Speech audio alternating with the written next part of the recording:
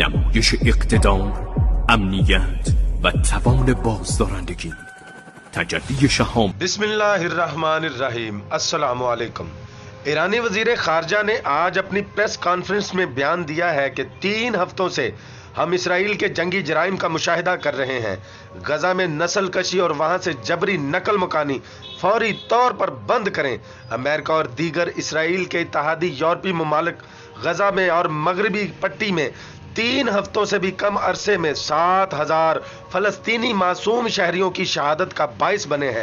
امریکہ اور دیگر اتحادیوں سے ہم کہتے ہیں کہ اگر فلسطینیوں کی نسل کشی کی کارروائیاں جاری رکھیں تو ہم صرف فلسطین کے ساتھ کھڑے ہی نہیں رہیں گے بلکہ ہم لڑیں گے. اگر غزہ میں نسل کشی بند نہ ہوئی تو امریکہ اور دیگر ان کے اتحادی بھی اس آگ سے محفوظ نہیں رہیں گے. جبکہ کل سے ایران بڑے پیمانے پر جنگی مشقیں شروع کر چکا ہے، جو اس بات کا ثبوت ہے کہ ایران اب پیچھے ہٹنے والا نہیں. جبکہ دوسری طرف مصری صدر فتح السیسی فلسطین کی سرحد کے قریب مصری فوج کے جنگی دستوں کا معائنہ کر رہے ہیں. انہوں نے کہا ہے کہ فوج الرٹ ہے اور قوم کی پکار پر جواب دینے کے لیے تیار ہے.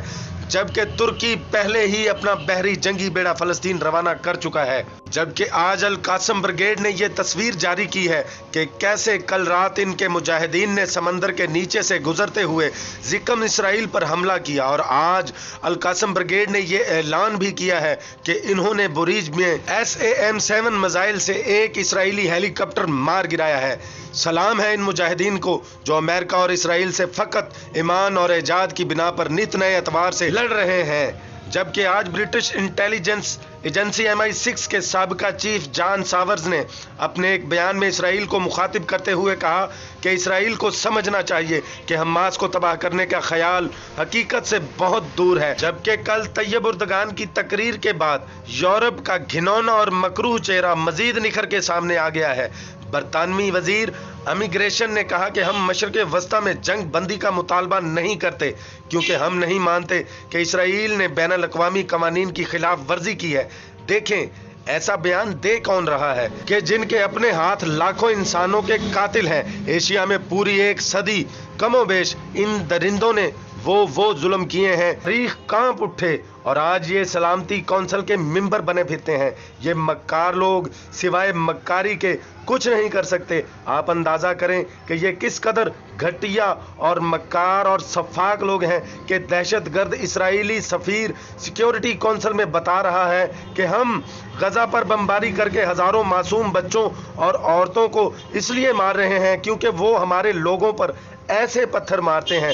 اور دیکھیں حد تو یہ ہے کہ پوری کونسل بڑی ہی دلچسپی کے ساتھ ان کی یہ بےہودہ اور خباثت سے اٹی ہوئی گفتگو سن رہی ہے اور ان خبیثوں کے غم کا اظہار کر رہی ہے.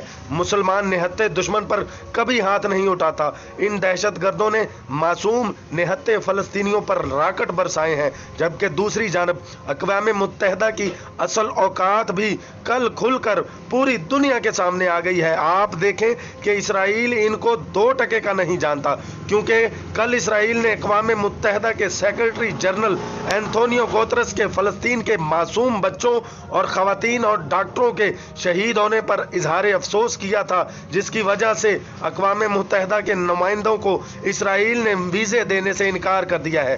کتنی شرم کی بات ہے.